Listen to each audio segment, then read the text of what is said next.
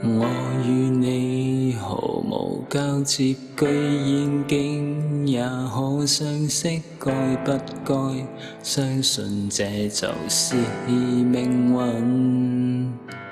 盼與你成為好友，跟彼此傾訴真心，雖說這有點天真，卻很真心。發覺與你什麼都可以說得起，雖說沒有見過面，也不怕敞開心扉。想把你當作是一位好知己，但我發覺我自己不知這一點心機。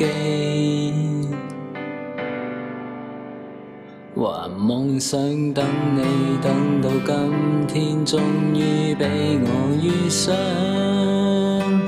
今我發現其實是空歡喜一場，是那新鮮已漸退，還是你偶爾相距？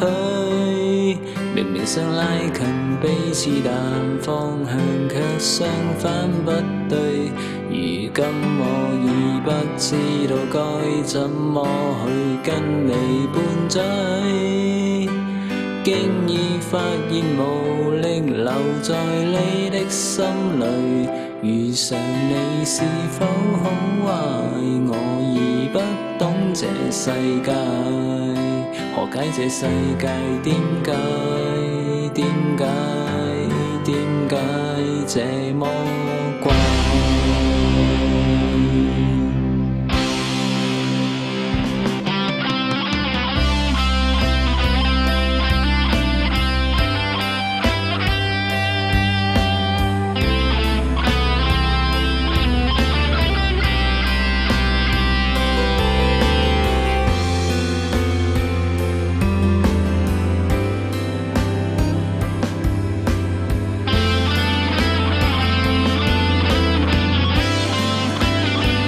遇上你是否好壞，我已不懂這世界，何解這世界點解這麼怪？